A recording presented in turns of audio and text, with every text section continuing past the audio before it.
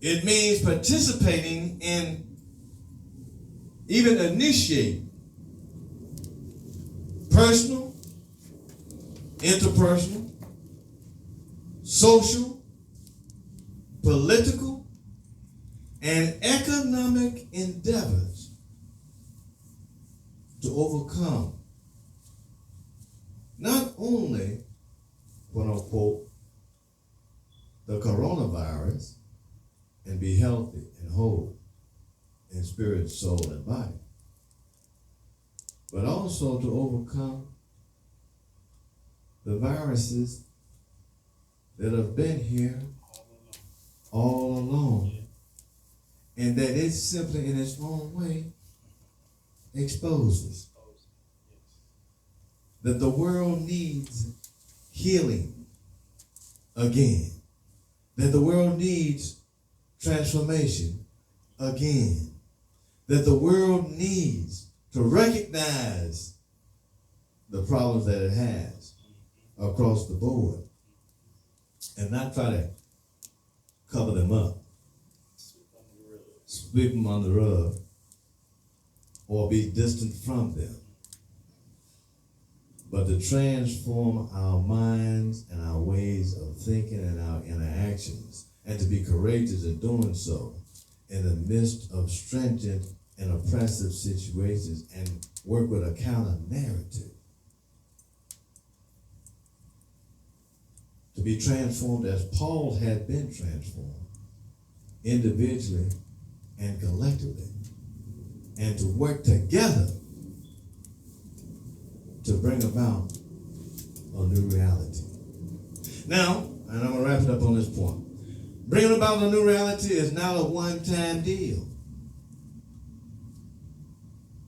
It's an ongoing process. It's something you have to do every day. You got to exercise every day. You got to do exercise every day. You got to eat good food every day. You got to drink good water and other juices every day. You might have to make your own. Now, all this is about a formula. You have to be conscious about how you change your diet.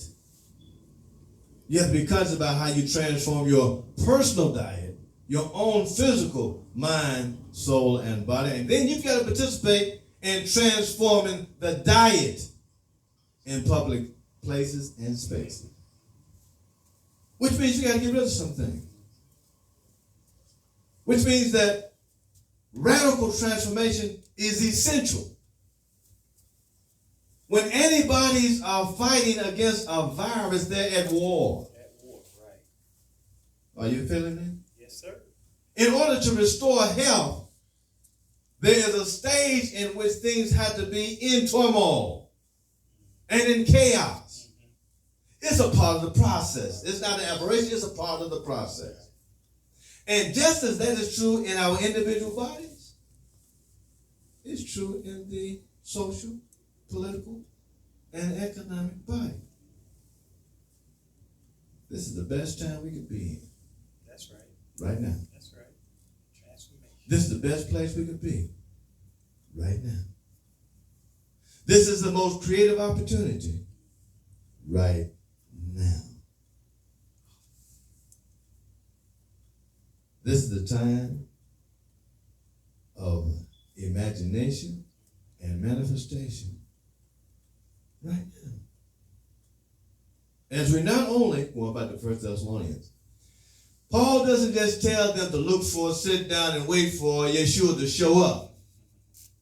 He tells them to get involved right here, right now, in Thessalonica, in the heart of the Roman Empire, transforming your own spirit, souls, and bodies in anticipation of the anointed one who's coming, but who's also already here.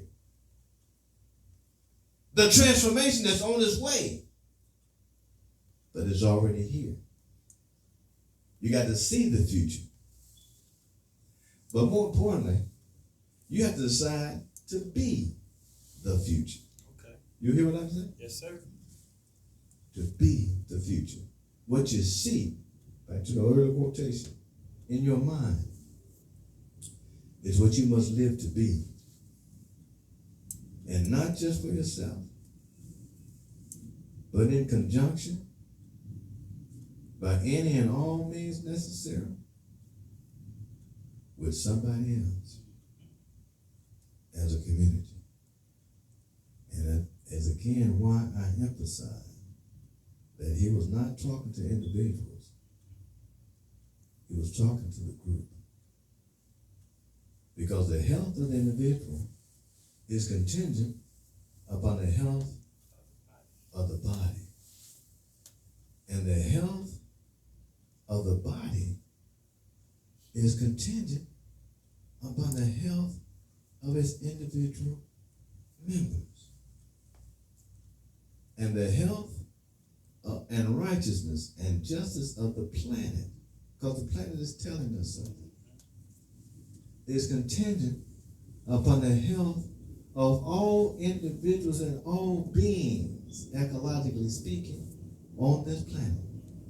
And the health of all beings on this planet is contingent upon the health of the planet itself.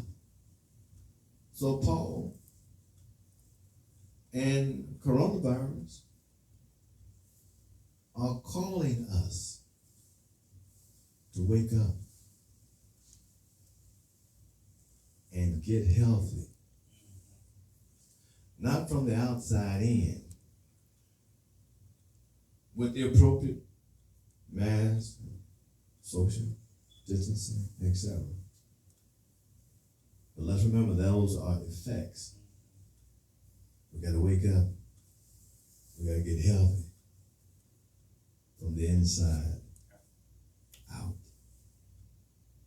When we get healthy from the inside out, individually and collectively, then the impact of that will also work like breathing from the outside in. We make ourselves healthy individually, interpersonally, socially, economically, and spiritually. All will be well. If we don't, it won't. The power of imagination is the power of incarnation, the power of demonstrating who we are and in whose image we have been created as not just instruments, but as conduits of life eternal.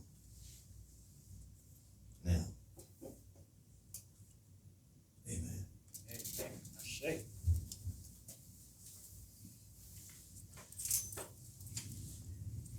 I want to thank Dr. Will Coleman again for his inspirational message on the power of imagination. The power of imagination.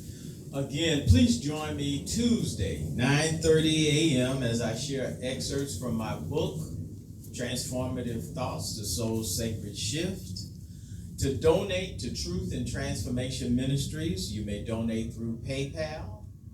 The code is paypal.me/transform7. PayPal.me/7. Or you may donate through Cash App, $Transformation 1971. $Transformation 1971. If you are suffering from depression or anxiety, take on the energy of wellness, as Dr. Coleman said. You may call me to coordinate a counseling session. I am a spiritual clinical therapist, trained to work with you both from a therapeutic standpoint, and I'm also trained to work with you from a spiritual standpoint, bringing together the best of both worlds as you begin to step into the knowingness of who you are as a perfect, whole, spiritual being. The spirit of us is perfect and whole. It's our human selves that have to come into alignment with our spirit. Thank you again for joining us this morning. Have a prosperous, productive, and most transformative week.